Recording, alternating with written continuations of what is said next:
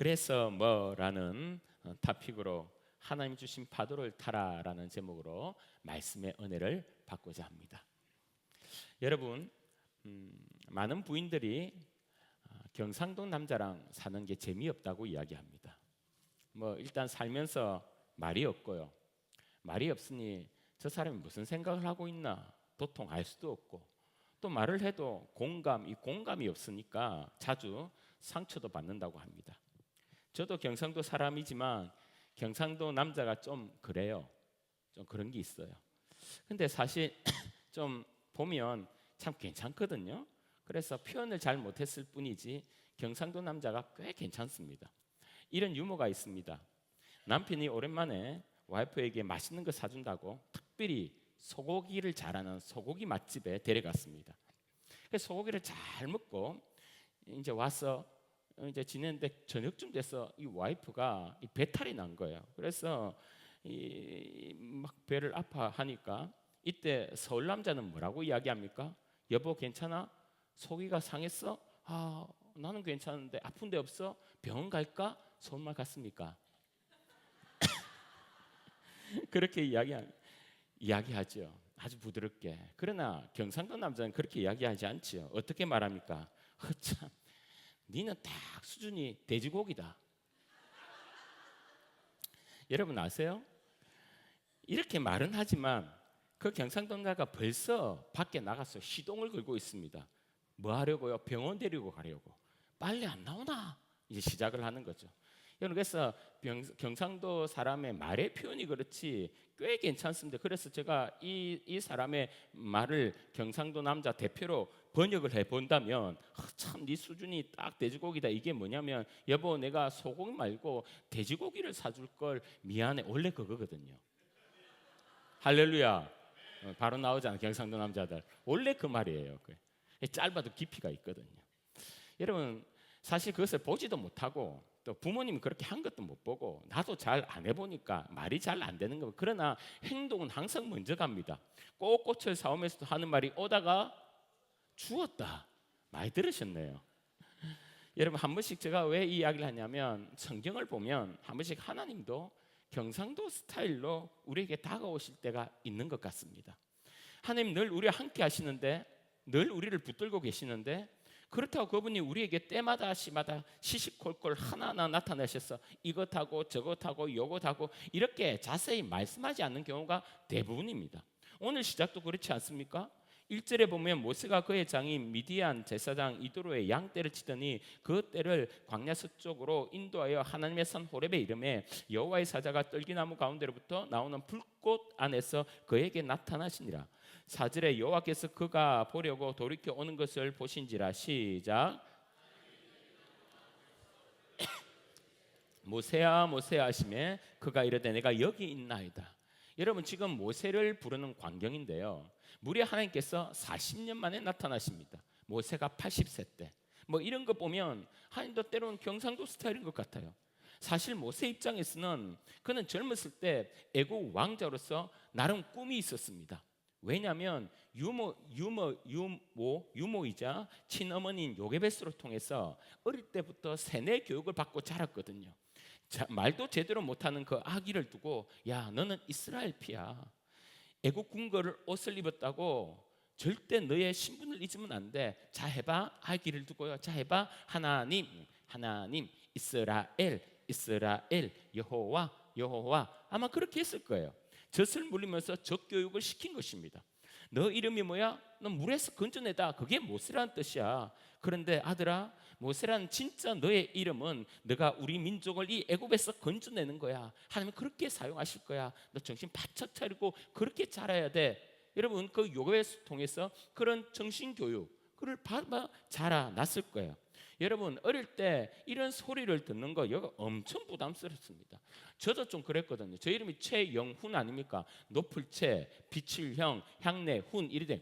그래서 자주 제에게 와서 제에게 너는 높으신 하나님을 세상에 비추고 그리고 하나님의 향기를 내야 된다. 뭐 그렇게 이야기하는 거예요. 그러면서 너는 뭐가 돼야 되겠어? 그러면 목사님 그렇게 세뇌 교육을 시킵니다. 그래서 제일 멋진 직업이 뭐야? 목사님. 제일 좋은 자리가 뭐야? 강단. 저 그렇게 세뇌 교육을 받았습니다. 그러니까요, 이런 가스라이팅 비슷한 것을 집에서, 교회에서 지속적으로 여러분 받아보면요, 사람이 이상해져요. 그래서 제가 초등학교 2학년 때 아버지 서재실에서 제가 설교문을 작성하고 있었습니다.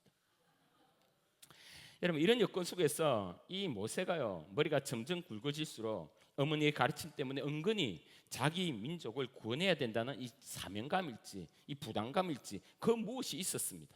그런데 한날 자기 동족 이스라엘 노동자를 이 애굽 사람이 때리는 것 아닙니까? 그때 분을 내어 그 애굽 사람을 쳐 죽여버립니다. 나름 모세라는 이런 값을 하려고 한 것이죠. 그런데 그 일이 꼬여 미디안 강야로 도망가게 되었고, 그 세월이 40년 목동 세월이었던 것이죠. 이제 애굽 왕자의 그 때가 다 벗겨지고 누가 보더라도 청상 허드레한 이 양치기인, 그렇게 40세가 되어 청춘이 다 가버렸습니다. 이때 하나님이 찾아오신 것이죠. 어떻게 보면 하나님 참 너무하신 것 같죠. 자기를 보지도 자기에게 관심을 가지지도 않는 것 같습니다. 여러분, 그런데 아닙니다. 하나님은 80년 내내, 특별히 40년 내내 그를 지켜보셨고요, 그를 인도하셨고요, 때가 되어 직접 찾아오신 것입니다. 누가 보면 경상도 스타일인 것 같지만, 무심한 것처럼 보이지만 모든 것을 완벽하게 준비해 놓으시고 여호와 이레 되신 하나님이 그에게 찾아가신 것입니다. 나중에 보시면 하나하나 하나님이 진짜 이스라엘 백성의 지도자 모세로 이미 다 준비한 것을 우리가 볼 수 있어요. 그래서 그냥 모세가 애굽 왕 바로에게 짠 하고 나타나기만 하니까 다 일사천리로 되어지도록 하나님이 역사해 놓은 것을 우리는 성경을 통해서 충분히 알고 있지 않습니까? 말 잘하는 아론도 준비하시고, 노래 잘 부르는 찬양팀 리더의 미리암도 준비하시고 10가지 재앙도 다 계획해 놓으시고, 여러분 보시면요, 작은 하나도 하나님이 얼마나 섬세하신지, 그가 양을 칠 때 잡고 있는 그 지팡이만 봐도 그렇지 않습니까? 그 지팡이가요 열리를 합니다. 열리를 해. 그 지팡이가 뱀으로 바뀌어 바로에게 겁을 주었고, 그 지팡이로 홍해를 향해 뻗었을 때 바다가 갈리었고, 그 지팡이로 바위를 치니까 강야에서 엄청난 물이 콸콸콸 쏟아지는 역사. 여러분, 그렇다면 하나님이 하나하나 다 준비해 놓으신 거예요. 모세를 통해서 하나님의 놀라운 이 출애굽을 이루시기 위해서. 그런데 모세 입장에서는 여러분, 그 무료하게 느껴진 40년이었겠죠. 그러나 하나님 편에서는 치밀하고 집요하게 준비한 40년이었던 것입니다. 여러분, 우리도 인생을 살면서 때로는 이런 고백할 때가 있죠. 하나님 날 신경도 안 쓰시나? 이런 심각한 문제에도 모른 척 하시나? 심지어 하나님 날 이제 포기하셨나? 잊어버리셨나? 온갖 의심이 들 때가 있습니다. 때론 나를 보면서 광야에서 양을 치는 모세처럼 하루하루 무의미하게 보는 것 같이 우리의 삶이 보일 때가 있습니다. 이러면 성도의 삶이 이런 것일까? 아니요. 여러분, 우리가 피부로 느끼는 것은 그렇게 느껴질지 모르겠지만, 지금 여러분의 인생 가운데 하나님이 차근차근 하나하나 여러분의 인생 가운데 놀라운 출애굽의 역사처럼 기적의 역사를 준비하고 있음을 믿으시기를 주의 이름으로 축원합니다. 절대 혼자 두지 않아요. 다 보고 계시고 다 계획하시고 다 준비하고 계십니다. 그렇다면 저와 여러분이 중요한 것이 무엇입니까? 그 중요한 것은 하나님이 역사할 그 하나님의 타이밍, 그 타이밍을 믿는 거예요. 그 찾아오실 그 완벽한 하나님의 타이밍을 기다리는 것입니다. 제가 부산에 여러분 송정 해수욕장이 있습니다. 그 송정 옆에 바로 기장이라서 제가 기장에서 자랐지 않습니까? 그래서 송정 해수욕장을 제가 잘 알고 있는데, 그 송정 바닷가에 유명한 것이 있는데 그게 뭐냐? 그 바닷가는 파도가 좋아서 서핑이 유명합니다. 제가 한 번씩 부산에 내려가면 송정 바닷가를 갈 때가 있는데, 거기에 바다를 이렇게 이제 뷰 삼아서 이 카페가 꽤 많아요. 그 카페에서 이제 차를 한 잔 마시면서 그 바닷가를 보면 서핑을 배우는 사람이 많습니다. 그래서 제가 이제 이 배우는 것을 유심히 한 번씩 보면요, 야, 이 서핑 타는 것이요 꼭 우리 신앙생활과 정말 유사하다라는 것을 제가 깨닫게 됩니다. 여러분, 일단 서핑을 타면 서핑보드 위에 탔어요. 이렇게 올라타서 노를 젓습니다. 힘겹게 노를 젓고 가다가 파도가 일쯤 되는 이 스팟, 이 지점에 딱 서면요, 이제 딱 이렇게 머물러서 파도를 기다려요. 그리고 그 파도가 있는 타이밍을 잡습니다. 제가 가만히 보니까 고수랑 초보랑 차이점이 이거더라고요. 파도로 있는 타이밍을 맞추는 것, 그게 고수가 잘하고요. 그 초보는요, 그 타이밍을 맞추질 못하는 겁니다. 제가 레슨하는 사람이요, 자 준비하고 지금 올라타세요 하면 딱 올라 맞춰서 보드 위에 딱 일어서는데, 딱 일어서서 자세를 이렇게 딱 잡지 않습니까? 이렇게 잡는데 타이밍을 놓쳐버렸다 그러면 파도가 오기 전에 먼저 자기가 올라타잖아요. 그러면 파도가 뒤늦게 쳐서 보드의 뒤쪽을 쳐서 뒤집어져요. 그러면 꼴까다고 물을 먹는 겁니다. 그리고 타이밍을 어정쩡하게 늦게 잡아서 이미 파도가 지나갔는데 혼자서 바다 위에 파도 없는 곳에 이렇게 짠 있으면요, 이게 뻘쭘하거든요. 파도는 이미 지나간 거라고요. 그래서 여러분, 이 서핑을 보면서 아주 중요한 포인트가 2개 있는데, 그 중에 먼저 제가 깨달았던 게 뭐냐면, 파도는 우리가 만들 수 없구나, 파도는 우리가 만들어낼 수 없구나, 이걸 깨달아요. 여러분, 모세가 착각한 것이 무엇입니까? 젊은 애국 왕자일 때 나름 힘도 있고 자리도 있고 남들이 구신거리기도 하고 정치력도 있고 자기를 따르는 세력도 있고, 그러니까 이 출애굽 파도를 자기가 만들어낼 수 있다고 착각한 것 아닙니까? 그래서 자기 동족을 괴롭힐 때 자기가 쳐 죽여버렸잖아요. 그런데 그게 꽝이 된 것, 꽝 되어버렸어요. 도리어 판을 뒤집어서 도망자 신세가 되어버린 것이죠. 여러분, 이 출애굽 파도는 모세가 만들어내지 못합니다. 이건 하나님의 몫이에요. 이건 하나님만 할 수 있는 것입니다. 그럼 모세는 그 파도가 일어나도록 기다리는 것, 기도하고 믿음으로 기다리는 것. 가만 보면 우리들이요, 사람들이 이걸 잘 못해요. 여기 있는 분들도 이것 못해서 자기가 파도를 일 수 있다고 교만을 떨다가 꼴까닥 이 바닷물에 빠져 그 짠물을 마시고 고생한 분들이 한두 명입니까? 여러분, 더 중요한 것은, 그리고요 보면요, 타이밍이에요. 기다렸다가 파도가 있는 시점을 보고요, 그 파도가 있는 타이밍을 잡아 그 파도를 타면 멋진 서핑이 되는 것입니다. 엄청난 힘이 나를 확 들어올려서 쭉 앞으로 미는 거예요. 엄청난 스피드예요. 이걸 느끼면요, 바다에서요 자기 힘으로 수영하는 거 그 재미 없어서 못해요. 그래서 서핑하는 사람이 위험을 무릅쓰고 그렇게 서핑하는 것을 얼마나 많이 봅니까? 그렇다면 이 타이밍은 누가 주신다? 하나님이 주신다. 파도를 타서 일어나면 놀라운 퍼포먼스가 내 삶에 이루어지는 겁니다. 그래서 모세는 그 어마어마한 출애굽 파도를 경험한 거예요. 모세 인생을 완전히 뒤집어 놓는 이스라엘 백성의 출애굽의 역사를 그가 경험하게 된 겁니다. 사진 한번 보여주시죠. 보시면 보세요, 어정쩡한 서핑이 요래요. 또 하나 요란다고요. 여러분, 파도가 없으면 이렇게 어정쩡하게 되거든요. 그런데 보십시오, 퍼포먼스 서핑이 있는데요, 이렇게 파도가 일 때 멋진 포즈를 하고 하나 더 보여주세요. 이렇게 근사하지 않습니까? 여러분, 한번 물어볼게요. 여러분 가운데 풀어가야 될 문제가 산더미입니까? 해결해야 될 문제가 어마어마하게 큽니까? 아직 시작도 되지 않았습니까? 첫 단추도 풀지 못했습니까? 그것이 날 짓누르고 날 아프게 하고 날 잠 못 자게 하고 날 불안하게 합니까? 아닙니다. 하나님이 주신 파도를 타기만 하면, 주님이 주신 타이밍을 잡고 일어서기만 하면 한순간 역사는 일어납니다. 할렐루야. 여러분, 놀라운 역사는 그냥 한순간이에요. 한순간. 모세를 보세요.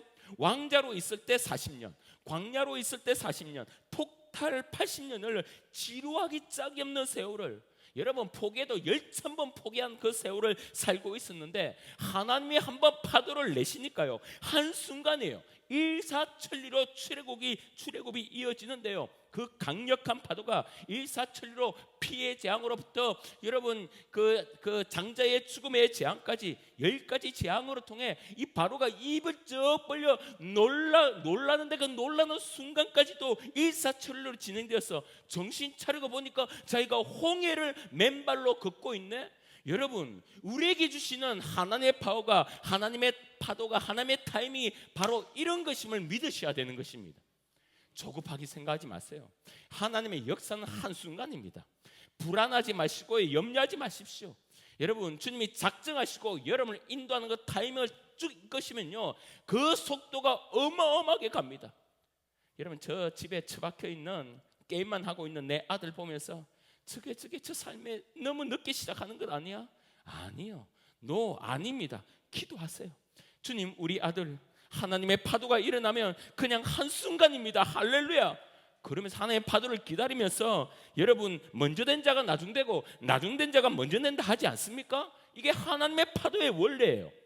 시험만 치면 떨어지고 뭘 지용만 하면 떨어지고, 난 결혼 모태솔로가 언젠지, 사람도 사귄 일도 없고, 그럼 속으로 내 인생 너무 뒤처지는 거 아니야?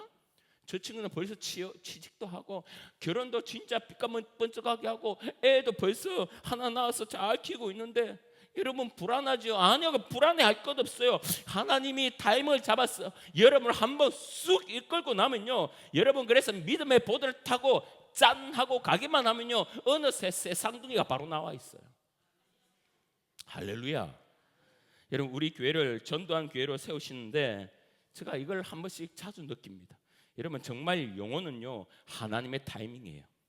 그 타이밍을 찾아서 계속해서 전도 보드를 타고 전도하고 찾아가고 토요 전도하고 먹사금 전도하고 헌신 전도하고 그 전도 보드를 타고만 있으면 한순간 하나님이 이 지역에 있는 수많은 영혼들을 예수 믿고 구원받게 하고 천국 가게 하도록 하나님이 역사할 줄 믿습니다. 부흥은 한순간이에요. 얼마나 너가 하나님을 믿고 기다리느냐, 너가 얼마나 하나님 믿고 전도하느냐, 너가 하나님을 믿고 기도하느냐, 여기에 하나님의 역사, 그러면서 기도할 때 그 타이밍을 잡을 수 있는 것이죠. 그래서 목사는 뭐 해야 되느냐, 리더는 뭐 해야 되느냐, 성도는 뭐 해야 되느냐, 파도가 보이지 않을 때 그 파도는 하나님만이 하실 수 있음을 믿고 오늘도 전도하고 내일도 전도하고 이번 주도 다음 주도 끝까지 말씀 믿고 전도 보드를 타고 성도들이 타도록 격려하고 세우고 부추기고, 여러분 그렇게 해 나가는 거예요. 부모는 뭡니까? 여러분, 제가 부모 해보니까요, 대부분 부모는요 이 가슴에 정말 사랑이 차고 넘치는데 입으로 조져요. 제가 부모 돼보니까 알겠더라고요. 여러분, 가슴은요 사랑이 꽉 차고요, 가슴은요 그 아이를 향한 기대가 꽉 차고요, 가슴은 그 아이를 향한 긍휼이 꽉 차는데 입으로 때려잡고 입으로 무시하고 입으로 그 씨까지 좀 뜯어버리는 거예요. 여러분, 그렇게 하지 마시고요, 부모는 자식에게 하나님이 예배해 놓으신 그 타이밍을 놓치지 않도록 격려하고 힘주고, 넌 하나님 할 수 있어, 넌 하나님의 자녀야, 하나님이 너를 이끌어 주실 거야, 다시 한번 힘을 내. 할렐루야. 그렇게 나가는 거예요. 그렇게. 여러분, 하나님의 파도에 스핑을 타듯 그렇게 사역이 시작되었던 한 선교사님의 이야기가 있습니다. 필리핀 사역을 하시는 김영갑 선교사님이신데, 이분은 이 바세코라는 세계 3대 빈민가 쓰레기 마을에서 아이들과 사역을 하고 있습니다. 그쪽에 있는 아이들은 아침에 일어나면 학교는 꿈도 못 꾸고요, 사실 집도 쓰레기장이지만 집 옆에 큰 쓰레기가 산더미처럼 쌓여 있는 곳에 그쪽으로 올라갑니다. 그리고 하루 종일 쓰레기 속에서 플라스틱, 병, 고철 이런 것들을 주워 모으면 한 1,000원 벌까요? 그렇게 태어나, 그렇게 자라나, 그렇게 결혼하여, 그렇게 또 자식을 낳고 그 자식이 쓰레기를 줍는 그런 곳이었습니다. 그 속에서 김승규 사님은 배를 굶고 있는 그 아이들에게 밥퍼 사역을 하고 교회를 세우고 복음을 전하는 귀한 사역을 하고 있습니다. 그런데 처음부터 김승규 사님은 그 사역에는 전혀, 그는 한국에서 교회 개척을 준비하고 있었고요, 그리고 열심히 뭔가를 준비하고 있었던 상황에서 갑자기 몸에 이상이 생겼습니다. 일반인들은 간 수치가 45라고 한다면, 그런데 그 정상 수치 훨씬 벌써 1,000이 넘는 거예요. 그래서 의사가 당신 이렇게 일을 계속하면 무조건 죽는다, 무조건 스톱해야 된다. 그래서 휴양차 요양하러 필리핀으로 갔습니다. 필리핀에 갔더니 선교 훈련을 받았던 동기 목사님 부부를 만났는데 참 안 좋은 일이죠. 그 동기 목사님 부부가 싸움이 잦았고요, 그래서 뭐가 안 좋았는지 이렇게 헤어져 버렸습니다. 동기 목사님과 한국으로 가버렸고, 사모님과 아이들 둘 남았는데 그 사모님이요, 그 아이들을 키우면서 어떻게 살까 하면서 이 필리핀 한국 사람을 두고 가이드를 해야겠다 하면서 그 생계를 꾸려가려고 이제 가이드를 시작하게 된 겁니다. 근데 그 가이드 일을 하고 첫 월급을 받는데 이 월급을 자기에게 주더랍니다. 아니 나는 선교사도 아니고 이 필리핀에 잠깐 여행하러 왔는데 필리핀 선교사님이 1,500명이 넘는데 그 선교사님들이 주지 왜 나에게 주냐, 이건 아니다 걷고 말렸는데, 이게 하나님의 첫 열매인데 기도하면서 하나님이 그런 마음과 감동을 주셨다고 꼭 받으셔야 된다고 그렇게 그냥 이렇게 막 그냥 이렇게 쥐어주고 도망가도 이렇게 주더랍니다. 보세요. 이제부터 그 김영갑 선교사님의 하나님의 파도가 있는데, 그러니까 이 돈을 어떻게 써야겠습니까? 이 귀한 돈을 자기가 그냥 쓸 수 없더랍니다. 너무 부담이 되어서 어떻게 할까 고민하다가 자기 가까운 곳에 이 쓰레기 마을이 있었던 거예요. 그 쓰레기 마을에 이 당장 아이들이 먹을 것이 없는 그 비참한 그 어려움을 보고요, 그들을 좀 먹여야겠다 싶어서 그 배고픈 아이들이 많으니까 이런 생각이 들어서 무료 급식을 그 돈으로 이제 하고 이걸 그쪽으로 써야겠다 생각했습니다. 그래서 이제 시작을 하는데 그걸 섬기면서 밥을 퍼주면서 자꾸 어떤 마음이 오냐면, 혹시 하나님께서 나를 여기에 선교사로 보내셨나? 생각만 해도 아찔하더랍니다. 내가 이 쓰레기장에서 어떻게 사역을 해? 아니야, 지금 난 아프고 조금 요양하다가 빨리 한국으로 가야 돼. 난 이 사역에 일도 생각이 없어. 아닐 거야. 자꾸 주님 주신 마음을 모른 척 했습니다. 이런 복잡한 생각으로 무료급식을 이렇게 다 했는데 이 생각지 않게 돈이 좀 남은 거예요. 여러분, 그 남은 돈은 어떻게 하겠습니까? 입만 포켓 하겠습니까? 아니요, 다시 무료급식을 시작합니다. 빨리 이 돈 쓰고 한국으로 가야겠다 싶었습니다. 그런데 무료급식을 하는데 마침 그때 이 마닐라의 한인교회 새생명교회라고 한인교회 권사님들이 갑자기 이렇게 무더기로 오면서 이제 봉사를 같이 하는데, 봉사하면서 헌금을 하더랍니다. 이런 파도가 무섭지요. 여기에서 끝나야 되는데 이 어떻게 하나, 그렇게 해서 돈을 써야 되니까 무료 급식을 하는데 이분들이 속도 모르고요, 헌금을 또 하고 간 거예요. 그래서 기도합니다. 하나님, 전 여기에 선교사로 온 게 아니라 요양하러 왔습니다. 저 빨리 몸 좋아져서 한국으로 가서 개척을 해야 됩니다. 그만하세요. 막 이렇게 기도하니까 기도의 응답으로 여기서 돈이 또 오고 저기서 돈이 또 오고 막 쉴 새 없이 돈이 들어오는 거 보여요. 그렇게 하다 보니까 소문이 나고 사람들이 모이고, 심지어 필리핀 정부에서 땅을 주고 옥수수 농사를 하고 쓰레기 마을에 정착하고 아이들에게 복음을 전하고 쓰레기 마을에 교회를 세워지고 그 아이들이 살 공간이 이어지고, 이런 파도 소리 들립니까? 엄청난 파도가 이 선교사님 인생 가운데, 사역 가운데 여러분 일기 시작하니까요, 어느 순간 자기도 모르게 매일 수천 명의 아이들에게 밥을 퍼고 있더랍니다. 여러분, 자기가 계획하고 연구하고 준비하고 아니요, 하나님 그 사모님의 그 작은 월급부터 파도를 일게 하시는데 권사님의 후원과 나중에 필리핀 정부의 후원까지 한순간입니다. 한순간 하나님 역사하시면요, 우리는 생각하지 못할 놀라운 일들이요 한순간 일어나고 결국에는 홍해까지 갈라버리는 거 아니겠습니까? 여러분, 그렇다면 성도에게 여기서 제일 중요한 건 뭐냐? 하나님의 큰 파도를 일게 하시고 하나님의 타이밍 올 때 믿고 일어서서 짠하는 거예요. 할렐루야. 믿고 일어서서 뭐 한다? 짠한다. 이것을 성경적 용어로 순종한다. 순종하는 거예요. 순종.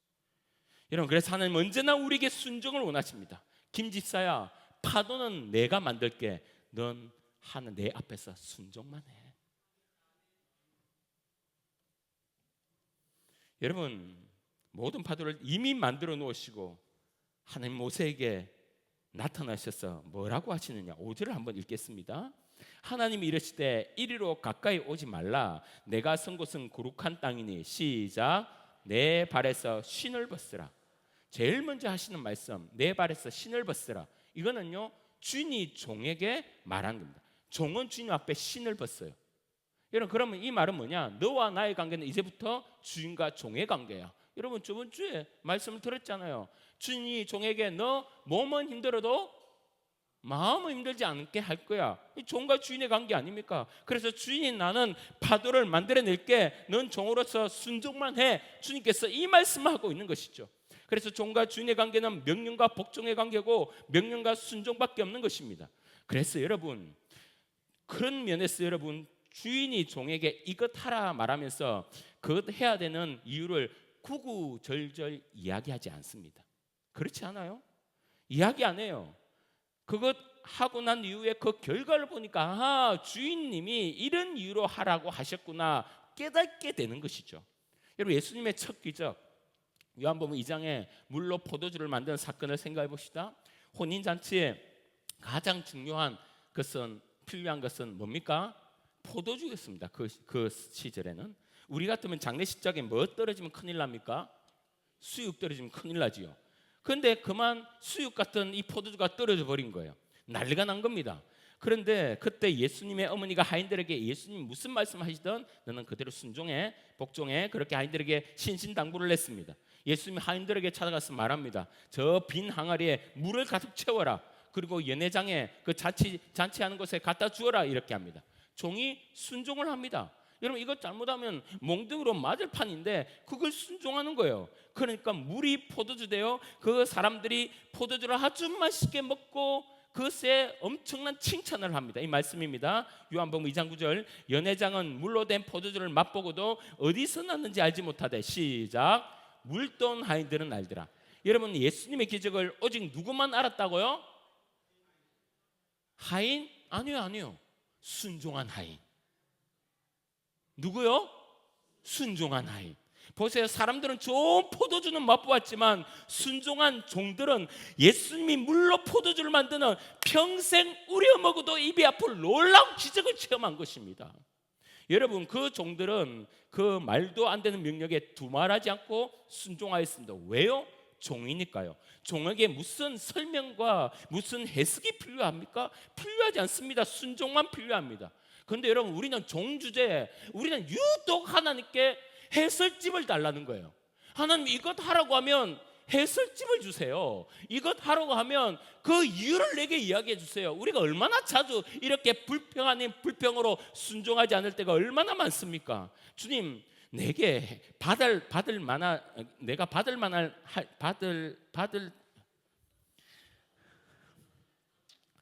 그거 해설집을 달라는 거예요. 여러분, 어떻게 우리가 주인의 그 큰 그림을 우리가 알겠습니까? 모세가 어떻게 하나님께서 이스라엘 백성을 대제국 애굽에서 꺼내낼지 설명한다고 아나요? 모세가? 그냥 설명해 줬다고 칩시다. 그럼 처음부터 전부 다 설명해 준다고 이해할까요? 여러분, 아마 이해가 뭐고 못한다고 도망갔을 겁니다. 야, 봐봐, 10가지 재앙을 줄 거야. 물에 10가지나 줄 거야. 그러면 모세가 10가지나 퍼부은다고요? 하나님, 그렇게 되면 우리 다 죽어요. 제가요, 지금 이 애굽의 바로랑 같이 어릴 때 자랐잖아요. 제가 이놈의 성격을 알거든요. 이거 우리 그냥 다 죽여버려요. 아이, 전 못해요. 아마 그렇게 했을 거예요. 하나님께서 또 설명합니다. 홍해를 맨발로 건널 거야. 에이, 농담도 잘했어요. 무슨 그런 황당무계한 소리를 하십니까? 내가 주님이 그렇게 이야기하는데 내가 어떻게 주님 믿고 갑니까? 그런 황당무계한 소리를 하시는데 라고 하면서 아마 여러분 도망갔을 거예요. 여러분, 그래서 우리는요, 선순종 후이해입니다. 이게 종의 자세예요. 먼저 우리가 하나님이 파도를 일 때 짠나고 일어나서 멋지게 타면 우리는 이 멋진 광경을 사진으로 보게 되는 거예요. 우리의 인생의 사진판으로 보게 되는 거예요. 이게 하나님의 역사예요. 간성함에 돌아다니는 거예요. 시각장애인이자 총신대 총장인 이재서 총장님이 계십니다. 세계 최초로 시각장애인 총장입니다. 여러분, 본인이 시각장애인으로 자랐으니 그 고난이 얼마나 컸겠습니까? 이분이 이렇게 이야기합니다. 하나님께서 우리에게 고난과 설명서를 같이 보내는 법은 없다. 고난 먼저 보내고 설명서는 나중에 보낸다라고 이야기합니다. 지금 우리말로는요, 고난은 카톡으로 매 순간마다 카톡하고 보내고요, 설명서는요 나중에 우편으로 보낸다는 거예요. 이해되십니까? 여러분, 그렇다면 우리 가운데 고난이 내 앞에 코앞에 있을 때 우리는 어떻게 해야 됩니까? 이 완벽한 해설집은 나중에 올 거야. 이 완벽한 이유는 나중에 내가 깨달아질 거야. 이때 그래서 내게 필요한 것은 순종에 대한 믿음이 필요한 거야 라고 고백하는 것이야. 이것은 나중에 해설집 보면 감탄하겠지. 이렇게 풀리는 거야. 여러분, 우리가 수학을 못한 사람은요, 보다 바로 보고 이러면 실력이 늡니까 안 늡니까? 잡니까? 늡니까 안 늡니까? 안 늘어요. 끝까지 풀어내는 거예요. 그리고 나서 해서집을 딱 보면요, 안 풀릴 때 해서집 딱 보면 이야, 이런 해서집 왜 감탄하는 거예요. 그래서 우리가 수학을 싫어하잖아요. 여러분, 그 수학, 우리의 인생이 똑같아요. 우리가 힘써 그 말씀을 순종할 때는 힘들어요, 아파요, 잠도 못 잘 때도 있어요, 괴로워요. 이게 언제까지 갈까 염려되고 불안할 때도 있어요. 그럼 여러분, 믿음을 가지고 그 파도에 일며 내 삶을 보도로 태워 우리가 한순간 한순간 순종하며 나갈 때 뒤에 놀라운 내 인생의 해설집이 우리의 인생의 간증으로 바뀔 줄 주의 이름으로 축원합니다. 여러분, 그래서 신앙생활은 감탄이에요. 감탄. 우리가 이유를 다 알면 어떻게 감탄이 나와요? 하다 보니까 이 역사가 이렇게 이루어지는 거야. 간증하면서 감탄이 일어나는 것 아니겠습니까? 할렐루야. 이에서 종으로서의 삶, 선순종 후 이해인 것이죠. 여러분, 계획이 먼저가 아니고 순종이 먼저입니다. 이해가 먼저가 아니라 순종이 먼저입니다. 파도가 일면 보도 위에 일어나는 겁니다. 순종하면 이런 역사가 일어나요. 한 여집사님이 남편과 대판 싸웠습니다. 남편이 싸우다가 열받아서 집을 나가버렸어요. 그러니까 이 여집사님이 남편이 없으니까 일주일 동안 너무너무 좋고 행복하더랍니다. 이제 집에서 뭐라는 사람도 없고 밥을 안 차려도 되고 너무너무 시원하더랍니다. 그런데 그러고 있는데 성경책을 읽으면 성경에서 맨날 이런 구절만 읽히는 거예요. 잠언 25장 24절 시작.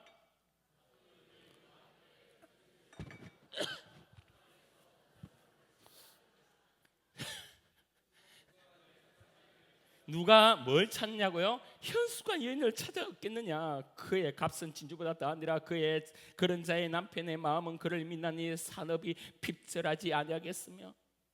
보니까 하나님께서 다 내 탓을 하고 있는 것 같은 거예요.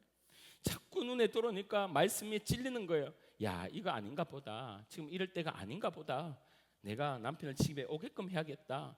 그런데 사실 마음적으로는요, 남편이 오게끔 하고 싶은 마음이 1도 없는 거예요. 근데 말씀이 그렇게 하니까, 하나님, 그러면 남편을 집에 오도록 제가 할게요. 그런데 어떻게 할 방법이 없습니다. 하나님 좀 도와주세요. 이렇게 기도하니까 하나님이 특별히 생각나게 하는 그 일은 없고, 뭘 자꾸 말씀하시냐면 그냥 빨리 전화만 하라 이라는 거예요. 전화만 하라. 그럼 전화해서 뭘 하지? 분명 성질 낼 건데. 근데 전화하라니까 순종한 마음으로 전화기를 들었습니다. 남편 회사에 전화를 했어요. 그때는 이제 핸드폰이 없던 시절인가 봐요. 회사에 전화를 딱 하니까 처음에 남편이 아주 상냥하게 받더랍니다. 여보세요? 여보 나야. 왜 전화했어? 아니야. 다르니까 성질을 팍 내더랍니다. 아니, 오늘 당신이 집에 들어오라고. 내가 왜 당신 집에 들어가? 당신 집에 들어올 때 사과를 좀 사와. 자기는 왜 사과를 사오게? 내가 왜 이런 이야기를 했지? 속으로 웬 사과를 사오라고 했지? 이 듣는 남편도 생뚱맞을 거 아닙니까? 내가 왜 사과를 사와야 돼? 당신이 나한테 사과하라고 말하니까 점점 꼬이는 거예요. 내가 왜 당신한테 사과를 해? 더 성질을 막 냅니다. 그러니까 당신이 사과를 사오면 나는 배를 준비할게. 배를 왜 준비해? 너가 또 너는 왜 또 배를 준비해? 잘 들어보세요. 나는 당신한테 사과를 배로 하려고.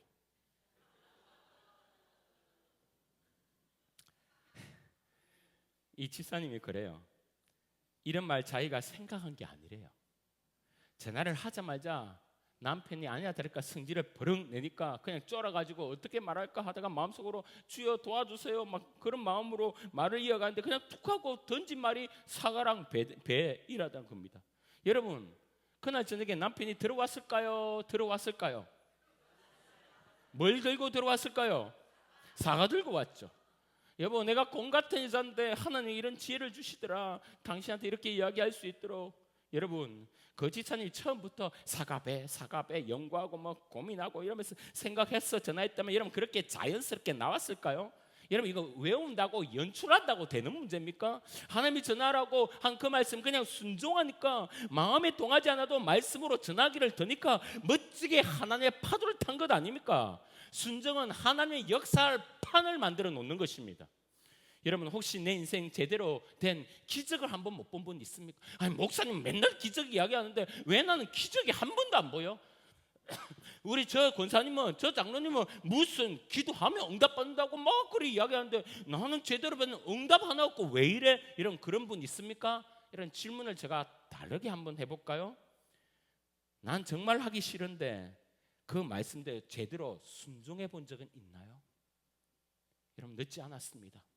하나님께서 감동으로 파도를 주시면 그럼 보드를 타고 순종해 보십시오.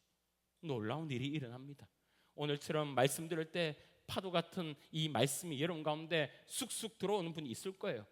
내 가운데 성령께서 이것 이렇게 순종해야지 라는 마음을요 말씀으로 감동을 탁탁 주시는 분이 있을 거예요. 성령으로 이리 치고 저리 치면서 내가 이거 한번 해볼까? 내가 이것 한번 섬겨볼까? 내가 이거 말씀대로 세상에서 나가서 이것 한번 해볼까? 성령께서 지금 여러분 심령가운데 콕콕콕콕 집어서 주시는 메시지가 있을 거예요. 여러분 그럴 때 여러분 한번 내 입에서요 사가 나오고 배 나오고 희한한 일이 있도록 여러분 한번 순종해 보시기를 주의 여러분 축원합니다. 홍해가 갈라질 거예요. 간증이 일어날 거예요. 제가 송정 바닷가 보니까 한번 물에 빠졌다고 그 어느 누구도 서핑을 포기한 사람이 없더라고요. 이유는 뭔지 압니까? 파도는 오고 또 오고 또 오더라고요. 오늘 주님께서 여러분에게 이번 주에 말씀을 주시고 내일 또 주시고 모레 또 주시고 여러분한테 감동 주시고 여러분에게 독려하시며 말씀을 여러분에게 심령에 하나님의 놀라운 은혜를 베푸실 거예요. 그때 여러분 어떻게 하라고요? 타라고요. 어정쩡하게 타이밍 놓쳐서 아이고 이러지 마시고요. 매일 자기 힘으로 벌떡벌떡 일어나고 물만 그냥 먹지 마시고요. 하나님 주시는 말씀의 메시지를 들으면 짠 하고 가서 여러분의 인생에 살아계신 주님을 체험하라고요. 주님은 살아계십니다. 그 주님을 만나시라고요. 말씀을 마무리합니다. 사실 실상 순종하려고 하면 잘 안 되지요. 우리가 그렇게 능력 있는 자도 아니고 잘 안 돼요. 저도 많이 느끼고 우리의 인생이 그래요. 모세도요 실컷 떨기나무에서 하나님 말씀을 듣고요 주님이 여러분 3장 4장 구구절절 이야기해요. 너가 좀 가서 애굽으로 가서 구하라고. 그런데 실컷 듣고 딴소리하고 실컷 듣고 딴소리해요. 여러분 순종이 그렇게 힘들다는 겁니다. 그때 하나님 뭐라고 하시느냐 11절에 모세가 하나님께 이르되 시작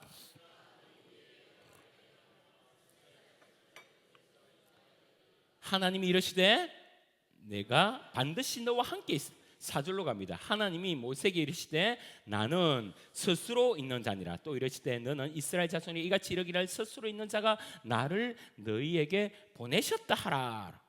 지금 모세가 잘 순종하는 이유가 여기 분명히 나와 있습니다. 뭡니까? 자꾸 자기를 보는 거예요. 내가 누군지 궁금한 거예요. 내가 누구이기에 하나님 갑니까? 라고 하나님 앞에 이야기합니다. 그러면 하나님 뭐라고 합니까? 네가 누구야 말씀하지 않으세요. 내가 너랑 함께 있는데 내가 누군 줄 알아? 너를 보내는 하나님이 누군 줄 알아? 내가 바로 스스로 있는 자, 이 땅을 창조한 자, 지구를 움직이는 자, 역사를 만드는 자, 파도를 이끌어내는 자, 할렐루야, 그런 자라고 말씀하고 있습니다. 여러분 저는 이렇게 읽히더라고 이 말씀이. 내가 누구이기에 모세 입장에서 나는 왕자도 아니고 이제 늙었고 애국과 이스라엘에 아는 사람도 없고 그러니까 하나님은 들은 채도 하지 않고 깡무시합니다. 그리고 그 모세의 말에 마치 이렇게 말씀하는 것 같아요. 내가 누구이기에 라고 이야기하면 그래서 뭐? 제목이 그래요. 그래서 뭐? 네가 그랬어 뭐? 그거 아무것도 아니야. 늘 보내는 내가 중요하지. 너랑 같이 있는 내가 중요하지. 스스로 있는 신 내가 중요하지. 너는 말 잘 못한다고? 그래서 뭐? 난 애국 정세도 잘 모른다고? 그래서 뭐? 난 늙었고 40년 동안 양똥만 치웠다고? 그래서 뭐? 여러분 순종은요 종의 스펙으로 순종하는 게 아닙니다. 아무짝에도 분리 없어요. 종이 박사면 뭐 할 것이고 종이 재벌이면 뭐 할 것이고 종이 건강하면 뭐 할 것이고 여러분 종의 파워는 누구로부터 온다? 주인으로부터 와요. 영의정의 종인가 좌의정의 하인인가 이조판세 하인인가? 여러분 그것이 중요한 것이지 그 종이 얼마나 잘났는가 이런 중요한 게 아니에요. 왕의 최측근의 종은 누굽니까? 그 뭐더라? 내시 중 무슨 내시라 하죠? 그거? 무슨 내시? 내시 왕의 안 적어놨는데 내시예요. 여러분 그 내시는요 누구보다 파워가 있는 줄 압니까? 여러분 양반보다 파워가 있어요 종이. 왜? 그 종은 왕이 주인이시니까. 진짜 말씀을 맺을게요. 여러분 요즘에 건강염려증이 많죠. 그래서 여러분 이 건강염증이 여러 가지 문제를 일으키는데 건강염증이 유독 뇌졸중을 많이 높인대요. 그래서 지금도 뭐 자꾸 이 건강염려증으로 이것저것 가려서 먹고 뭐가 짜다 뭐가 안 짜다, 여름에는 죽어도 회를 안 먹는다, 이런 분들은 회는 안 죽지만 다른 걸로 혹 이렇게 할 수도 있고, 여러분 염려와 스트레스 모든 잡다한 병이요 그것으로 통해서 나오는 거예요. 근데 어떤 조사에서 이런 조사가 있었답니다. 보통 나이가 들면 병이 겹쳐오잖아요. 근데 어떤 분이 뇌졸중에 걸렸는데 또 하나 치매가 들어온 거예요. 치매에 걸렸습니다. 그러니까 치매의 특징이 뭡니까? 다 잊어버리는 것 아닙니까? 근데 묘한 게 뭐냐면 치매에 걸린 분이 자기가 뇌졸중에 걸린 거 잊어버린 거예요. 나 마비됐어. 내 손이 안 올라가. 이걸 잊어버린 거예요. 그래 마비가 된 손이 안 올라가야 되는데 치매가 걸린 후부터는 자기가 뇌졸중이라는 것을 잊어버리고 그냥 손이 올라갔대요. 여러 가지의 병들이 있는데 이 치매를 통해서 그 치매에 걸리고 나서 많은 병들이 자연스럽게 나아졌다고 이야기하는 거예요. 여러분 이 이야기가 뭐냐? 우리가 치매에 걸린 것처럼 살면 다시 말해서 치매가 좋다는 말은 아닙니다. 걱정 없이 살면 안 걸릴 병들이 꽤 많다는 거예요. 잊어버리게 살면 안 걸릴 병들이 많다는 겁니다. 이걸 영적으로 딱 풀어봅시다. 믿는 사람이 어떻게 사느냐? 영적 치매 걸린 것처럼 살아야 돼요. 영적 치매는 뭐냐? 누구를 잊어버리느냐? 나를 잊어버리는 거예요. 애국 왕자였던 나를 잊어버리는 거예요. 양똥을 치웠던 나를 잊어버리는 거예요. 누구를 알았던 나를 잊어버리는 거예요. 내가 박사였던 것 잊어버리는 거예요. 내가 내 학벌이 이 정도다, 내가 이 정도 돈이 있다, 이런 거 주님을 섬길 때는 다 잊어버리는 거예요. 그리고 누구만 보면 된다? 나를 부르신 왕이신 주인이신 누구요? 하나님만 보면 된다. 여러분 그래서 순종하려고 하는데 자꾸 내 마음 가운데 속살 거예요. 뭐가? 사탄이. 오늘 말씀 은혜 딱 받았잖아. 그래 파도가 일면 쭉 나가는 거야. 오늘 말씀에 순종하면 나가야지, 이것 하지 말아야 되지, 이거 해야지, 여러 가지 순종의 재료들을 들고 이 시간 이제 나갈 거예요. 그러면 이놈의 사탄이요 가만히 안 둬요. 속삭인 거예요. 순종하는데 내 마음속에 자꾸 이런 생각이 들면요, 나는 돈이 없는데 그때 뭐라고 선포하라고요? 하나님이 선포했던 것처럼 뭐라고요? 그래서 나는 뭘 하면 작심삼일인데, 그럼 내 속으로 주님의 말씀 붙들고 사단에게 그래서 돈이 없는데, 학벌이 없는데, 우리 집은 이 모양인데, 나는 흙수저인데, 그래서 하나님이 파도만 일면 우리의 모든 염려와 걱정거리는 다 없애고 하나님의 놀라운 역사가 일어날 줄 주의 이름으로 믿으시길 바랍니다. 손이 번쩍 들릴 거예요. 안 들렸던 손이 번쩍 들릴 거예요. 안 걸었던 이 발이 여러분 뛰어갈 수 있을 거예요. 안 보였던 여러 가지 것들이 일어나게 될 거예요. 하나님이 여러분 가정 가운데, 여러분의 가정 속에 자녀가 일어나고, 여러분의 남편이 일어나고, 아내가 힘을 얻고, 여러분 교회 가운데 수많은 부서마다 부흥이 일어나고, 하나님의 놀라운 역적인 파도가 우리의 깝깝한 홍해를 다 가르쳐서 하나님의 놀라운 역사가 일어나기를 주의 이름으로 축원합니다.